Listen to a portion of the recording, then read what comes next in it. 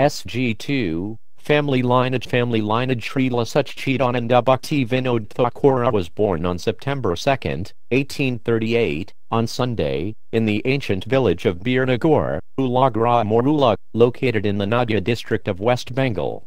He was the third son of Ananda Chandra Datta and Jagat Mohini Devi. It can be said that he was born with a silver spoon in his mouth, as both his mother and father came from illustrious and wealthy families. However, he suffered great miseries and trials throughout his youth. He was given the name of Kedaranatha, a name of Lord Shiva, by his father. Srila Bhakti Vinod Thakura wrote a book in 1876 called Aitavanṣamala, in which he detailed the genealogy of his father's family line. He also explains in his autobiography, "I was born a descendant of Purushottama Datta, a Kanayakubja Kastha." Among the 5 Kasthas who came to the Gaudha region at the invitation of King Adishara, namely, Makarananda Ghosh, Dasharda Vasu, Kalidas Mitra, Dasharda Guha and Purushottama Datta, Sri Purushottama Datta was the foremost. His community was settled at Baligram. Later on, some individual in his lineage settled in Andalagram and became known as the chief of all the Kastha community. Also in his line was Raja Krishnananda Datta, the father of the great Vaishnava Acharya Narodamadasa Thakura and a great devotee of Lord Nityananda, and who often received that Lord in his home. Kedaranatha was thus later called the 7th son of Raja Krishnananda. Raja Krishnananda's grandson was Govindasharan Datta. The Sultan of Delhi once gave Govindasharan some land on the banks of the Ganges in West Bengal. On that land Govindasharan established the town of Govindapur. This town was later joined with 2 neighboring towns, Kaligut and Sudanudi, to form the city now known as Calcutta, a city of tremendous importance to the British Empire.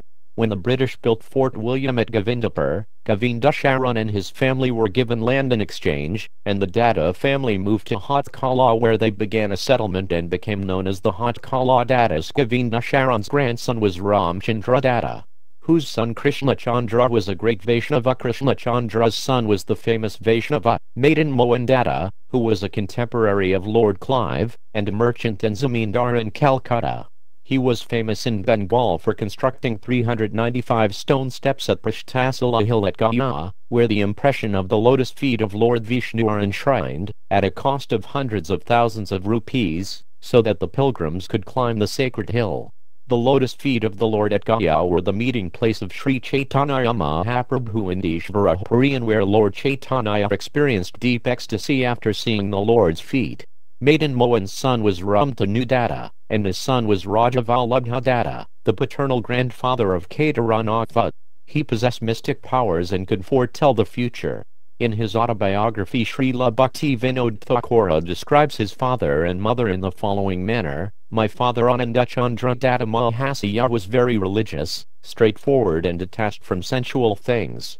Regarding his beauty, many people used to say that in Calcutta there was no one at that time who was as handsome. My mother was called Srimati Jagat Mohini. She was possessed of intellect, straightforwardness and devotion to my father. It can be said that there was no one like her." His mother was the daughter of Aishwarya Chandra Mitra Mustafi, a descendant of the noble Rameswara Mitra Mustafi family. Her father was a man of immense wealth and generous disposition.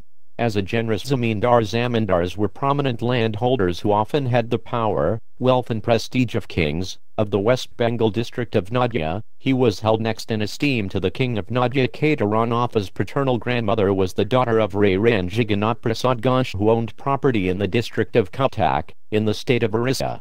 The village known as Chhoti Govindapur, situated on the bank of the Varupa river, as well as other villages, were their family property. However, Kedaranatha's paternal grandmother and grandfather were living in Calcutta at the time of Ran's death, and the property fell into the hands of Ran's chief servant, named Ramadhari, who took possession of everything. Therefore, Kedaranatha's paternal grandfather and grandmother, who were destitute in Calcutta, went there to reclaim their property, but the rascal Ramadhari would not give it up.